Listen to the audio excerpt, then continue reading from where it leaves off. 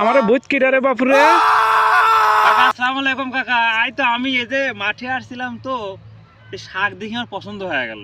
ওয়ালাইকুম আসসালাম। বেটা আমার ফসলটা নষ্ট হচ্ছে না? নষ্ট হচ্ছে না কাকা, এই দেখেন আমি ফাঁকা ফাঁকা পা দিয়ে এই যে আমি উঠাচ্ছি। আমার বাসায় মহিলা মানুষ তো মাঠে আসতে পারে না। বুঝতে শাক খাইতে খুব মন গেছে, মাঠে আসছিলাম তো এই যে শাক উঠাচ্ছি।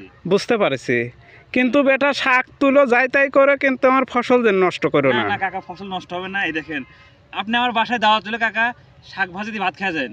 কয়টার সময় যাবো বাজান? 8টার সময় যান। আচ্ছা ঠিক আছে, যাবো না আমি। শাক দেখছেন কি সুন্দর শাক? হ্যাঁ দেখতে পারছি, খুব সুন্দর শাক তো দেখা যাচ্ছে। কিন্তু 32 শাক। বাতির শাক? হ্যাঁ 32 শাক। ঠিক আছে, তাহলে খুব সুন্দর করে বৌমাকে রান্না করতে বললো, আমি যাবো না। ইনশাআল্লাহ ইনশাআল্লাহ আপনি চলে আসেন।